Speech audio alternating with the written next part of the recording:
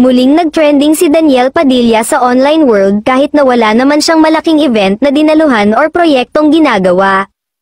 Kahit simpleng pag-chill lang ni DJ sa isang bar with non-showbiz friends ay pinag-uusapan sa social media. Pinagkaguluhan kasi si Daniel ng fans at mga gumigimik sa The Vibe in Arcovia City, Pasig nitong Huwebes ng gabi.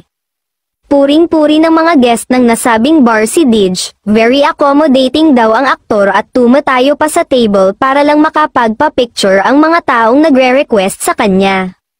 Bongga ng panganay na anak ni Carla Estrada, hindi lang mga girls ang nagkakagulo sa kanya, pati mga boys ay nagpapa-selfie rin sa kanya.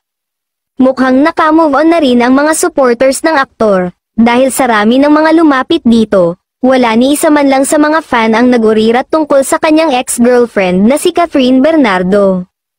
Pero puro barkada lang si DJ at mukhang walang time for girls. Kapansin-pansin din na palaging good vibes lang ang aktor at ini-enjoy ng bonggang-bongga ang mga gimmick with his barkada.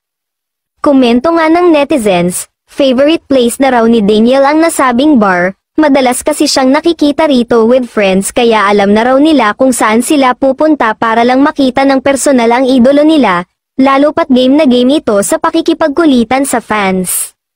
Nanghihinayang lang ang mga supporter ni Dij dahil nag-back out ito sa basketball game ng Star Magic All-Star Games 2024, handang-handa na silang suportahan ito sa kanyang muling paglalaro ng basketball sa Araneta Coliseum.